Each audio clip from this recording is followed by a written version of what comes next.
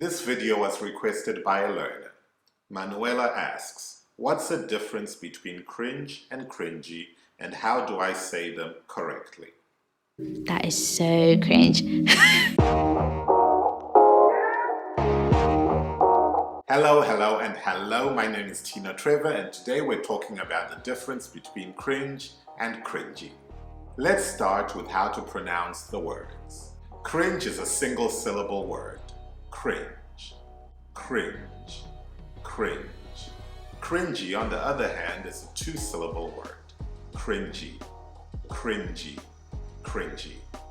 Now, onto the meaning. Cringe is a verb which has two meanings. It means to feel embarrassed and ashamed about something. Here's how to use it in a phrase.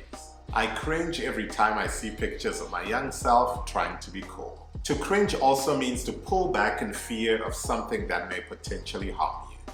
Here's how to use this meaning in a sentence. He cringes every time he sees a doctor holding a needle. Cringy is an adjective. It means very embarrassing. Here's how to use it in a phrase. It was cringy when her pants tore open on national TV.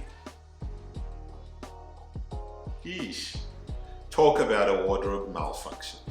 Did you see that? The face I just made is often associated with cringing. It shows displeasure or embarrassment. So now you know the difference. Cringe is a verb and cringy is an adjective. However, what is causing difficulty on the internet is that some young people use cringe as an adjective rather than a verb. So cringe, but it's so true. This is often done informally or as slang. Here's an example. That is so cringe. That was so cringe! Oh my god, it was so cringe, wasn't it? In this example, cringe is being used as an adjective which means embarrassing. That is perfectly acceptable. This is informal street language, aka slang.